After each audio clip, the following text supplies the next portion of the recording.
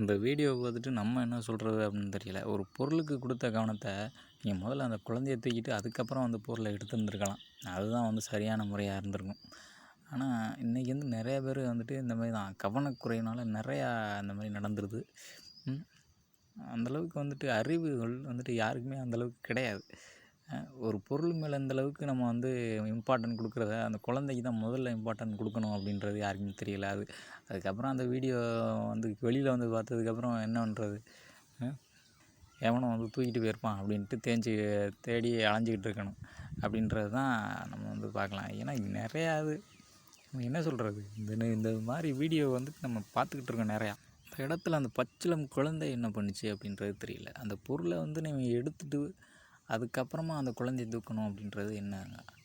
குழந்தைய முதல்ல வந்து எடுத்துகிட்டு அதுக்கப்புறம் தான் அந்த பொருளை நீங்கள் வந்து எடுத்துருந்துருக்கணும். அதுதான் வந்து சரியான முறையாக இருந்திருக்கும். அப்படி இருந்திருந்தால் நேரம் அந்த ஒரு நிகழ்வு வந்து நடந்திருக்காது அப்படின்றது தான் நம்ம வந்து சொல்லலாம். பாருங்கள், எவ்வளோ பெரிய கொடுமையான ஒரு விஷயம்.